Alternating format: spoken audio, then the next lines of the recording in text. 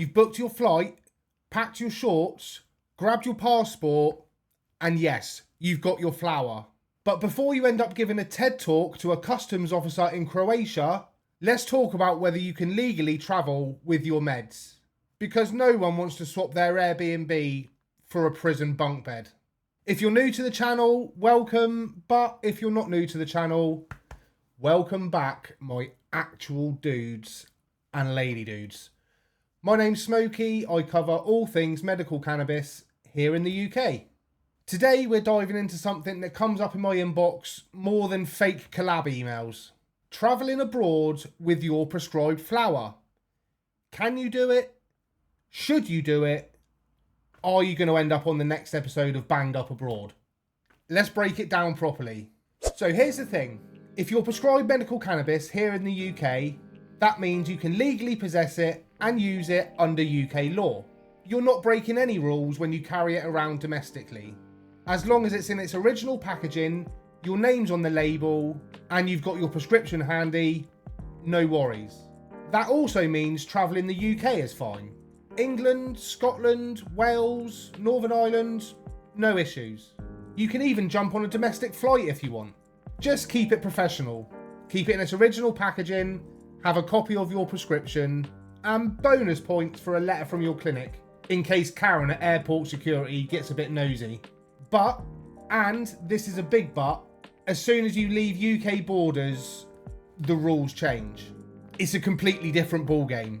Just because you've got a legal prescription in the UK, that doesn't mean other countries give a flying Every country has its own rules around cannabis. Some are chilled, some are strict, and some are you're getting 10 years for half a gram strict.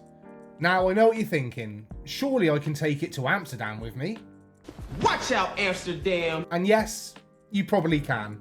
It's one of the only places where people don't bat an eyelid. But you still need to be sensible. Travel with your prescription, keep it in its proper container, and don't be an idiot about it. Just because it's tolerated, it doesn't mean it's a free-for-all. Spain is another one that UK patients often talk about. And yes, people do seem to get their prescription there without any issues. Then you've got the absolutely not list. This includes Dubai, Singapore, Japan. Don't even think about it. Doesn't matter if it's prescribed, if it's in the packaging, or if you've got a doctor's note written in gold ink. They don't care. Some of these places have zero tolerance laws. I'm talking years in prison for something you legally do at home. You'll go from medicated to incarcerated quicker than you can say, I thought it was okay. Now look, I get it. Some of you are dealing with chronic health conditions. You don't want to go on holiday and suffer because your meds are stuck at home. So, what can you actually do? Here's my non-legal advice. Check with your clinic first. They'll be able to tell you what's appropriate, and some might even give you a travel letter that outlines your dosage, condition, and why it's prescribed. Next, you want to make sure you're carrying all of your paperwork. Copy of your prescription, original pharmacy packaging, and a medical letter from your clinic. You need to look as above board as a BBC weather presenter. Next, only carry what you need. This usually means a maximum of like a 30-day supply. But if you're only going for a week, don't take the piss. Anything more than that and you're giving customs intent to distribute vibes. You don't want that smoke. And for the last, what I would call obvious tip, never hide it. Don't stick it in a shoe. Don't wrap it in your boxers. And for the love of all things Snoop Dogg, if asked, don't lie about it. If it's somewhere that it's allowed, having everything will help your case. If you're somewhere it's not allowed, you're only going to make things worse by trying to be clever. Story of my life. Now this is the golden rule. If you take one thing from this video, please make sure it's this. Before you travel anywhere, always check with that country's embassy. Don't rely on Reddit posts from 2019 or my mate took it there and it was fine type idea. That's not good enough. The embassy is the only source that will tell you the current legal status and whether you can bring your medical cannabis into that country. Laws change all of the time.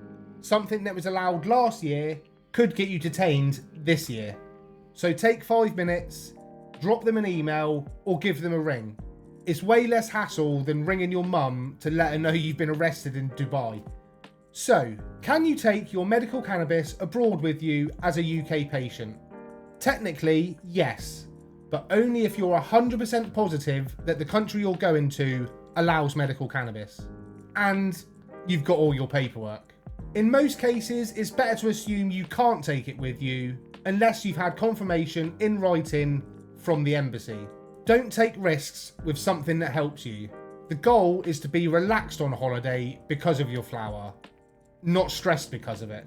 If you found this video helpful, then please don't forget to give it a like, a share, and if you've got any experiences with taking your flower to foreign countries, drop them below in the comments. Let's let other patients know where they can and can't take their medications. And of course, if you haven't yet, please consider hitting that subscribe button. Just over 6,000 of you absolute legends have done that so far, and you genuinely blow my mind. So as Sir Mix-a-Lot once famously said, I like big buds and I cannot lie. I like big butts and I cannot lie. And he probably also said, look after yourselves and each other. And as I always like to say, peace out, Cub Scouts.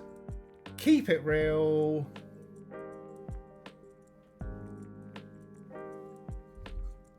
Keep it gangster. Until next time.